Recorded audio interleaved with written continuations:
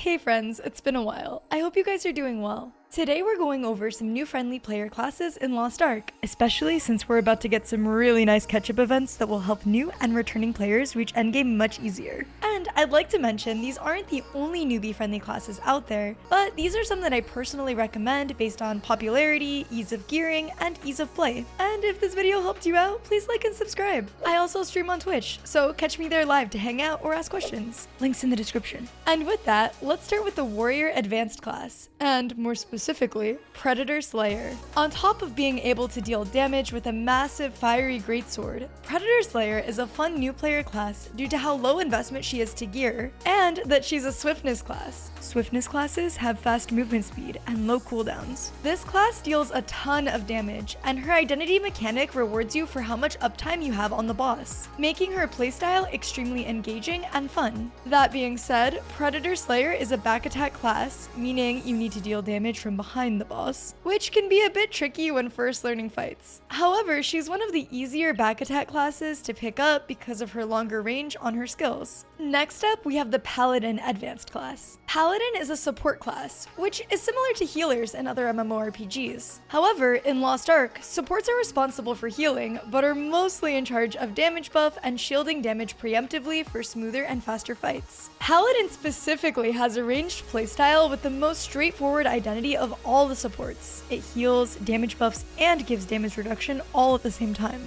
And he has longer base cooldowns, so he's not quite as spammy as other swiftness classes are. Paladin is a fantastic, well-rounded support that's easy to learn fights on and cheap to gear up, with his only downside being that his playstyle might be a bit slow for players looking for a faster tempo in their rotation. Next up, we have the Fighter Advanced classes, starting with the First Intention War Dancer. This is a personal favorite of mine. This is a melee class whose primary stat is swiftness. She has a lot of mobility skills and high uptime, so she's extremely fast getting around the battlefield. Her straightforward playstyle and lack of identity skill also make her rotation really easy to pick up and master. She also has a skill called Energy Combustion, which allows her to take less damage, so she's a very tanky DPS. And with relatively low rune cost and gem cost, she's a lower investment character to get started on. She also has one of the best synergies in the game and deals some pretty decent satisfying chunks of damage with her main skills. However, as stated before, playing First Intention War Dancer locks your identity skill, so her kit might not be as fun for players looking for interesting identity mechanics. Next up, we have TIE Scrapper, which is another swiftness fighter advanced class. Unlike War Dancer, TIE Scrapper is an entropy class, meaning you need to be behind the boss to deal optimal damage. This shouldn't be an issue, however, as she is very mobile and packs a punch. She's also a very low-cost character with nearly no investment needed in runes or tripods to do well, and she deals very good damage. TIE Scrapper also has great utility and amazing stagger and destruction, tons of paralysis immunity, and has this fun double spacebar with a short cooldown. That being said, TIE Scrapper doesn't have a lot of range on her skills, so it can be difficult at times to land all of her punches on bosses. Next up, we have the Specialist class, starting with the Aeromancer Advanced class. And I actually recommend both of her class engravings, Wind Fury and Drizzle, to new players, as both builds are pretty cheap to get online and are straightforward and satisfying to play with decent damage. Wind Fury has a melee swiftness playstyle with a build and spend gimmick to her skills that keeps her combat fast, fluid, and interesting. As a swiftness class, it's easy to navigate the playing field with her, and she has a spammy high uptime playstyle. She also uses her umbrella as a sword.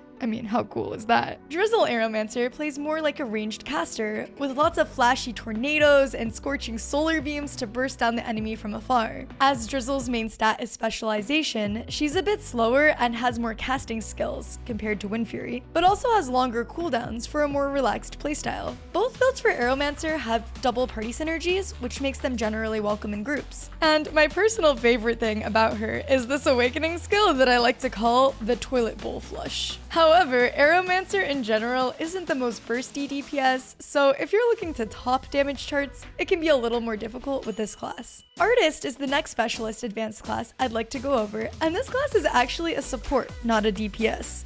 Similar to Paladin mentioned earlier, supports in Lost Ark are similar to healers in other MMORPGs, and while they are responsible for healing, they are mostly in charge of damage buffs and shielding damage preemptively for smoother and faster fights. Artist has a straightforward playstyle, is very tanky, and is very low investment skill point and rune-wise to get set up. Her identity mechanic is very fun as you can drop a heal orb, which is an AoE heal but also a single target heal your team can pick up later, or she can use 2 bubbles to damage buff. She builds her identity gauge very quickly, which leads her to have one of the fastest playstyles of all the supports. And did I mention she can portal people around? That's fun. For downsides, Artist is pretty melee, so it can be hard to keep shields up on ranged teammates, and she can feel a bit slow until you get her more swiftness with good quality accessories. And with that, we'll move on to the Gunner class, starting with the advanced class Loyal Companion Sharpshooter. This class is a ranged to mid-range swiftness class that launches volleys of arrows at enemies while simultaneously dealing damage with their hot companion. Sharpshooters have amazing range, letting you position easily in fights and avoid taking damage. This class has almost no gearing investment to get running, so setting them up will be a breeze. This is a very solid option if you're looking for a spammy ranged class to get started with, and eventually if you're looking to be more bursty, you can transition into Sharpshooter's other class engraving, Death Strike, once you farm more runes and skill points. A downside for this class is the playstyle can be a bit too straightforward and repetitive if you're looking for a more complicated class to master. Next up, we have another Gunner advanced class, Evolutionary Legacy Mechanist. This is a transformation class, meaning you build meter for your identity, and then you have a new set of skills once you transform that deal most of your damage. As such, this class is cheap to build, as it only needs 2 damage gems, and is great if you're looking for a more comfortable ranged playstyle that's a bit tankier to learn fights due to their shield. This is a great class if you're looking for a Gunner class that's a bit more flashy and modern, but also newbie friendly and easy to set up. Unfortunately, even though transformation classes are very cheap to build due to only needing 2 gems, they also don't scale as well as other classes that need more investment later on. Next up, we have the Assassin class, starting with the Demonic Shadowhunter advanced class. This is another transformation class, meaning you build up your identity and then do most of your damage after you use it to transform. This class is very cheap to get started since it only needs 2 gems, and very satisfying if you're looking for an edgy assassin playstyle that doesn't need to back attack and has a more relaxed rotation. This class is also very cheap to get started with since it only uses 2 gems. However, I want to add a disclaimer that because of this, Demonic Shadowhunters don't scale as well as other classes that need more investment later on.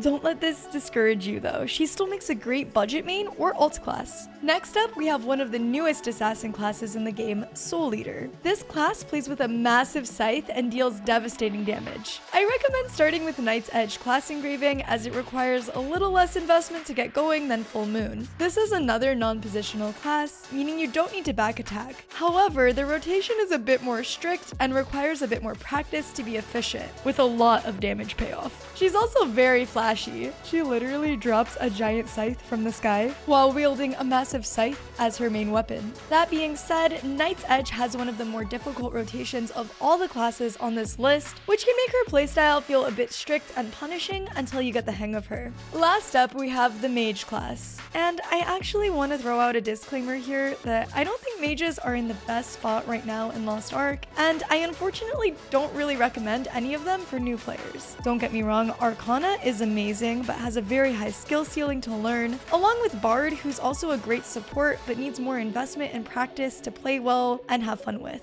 If you really do want a mage class, however, I recommend Reflux Sorceress, as it's a swiftness class with a very spammy playstyle and lots of mobility. She teleports everywhere with her identity skill. She has moderate damage output with very easy to pick up rotation and little investment needed for gearing. Unfortunately, despite this class being updated and dealing more damage than it used to, it doesn't have the best track record in the community, and it might be a bit more difficult to get into groups with. And with that, I hope you guys enjoyed the video and are a step closer to picking out a fun class to play. If you have any questions, feel free to ask in the comments. Thanks so much for watching, and I'll catch you all next time.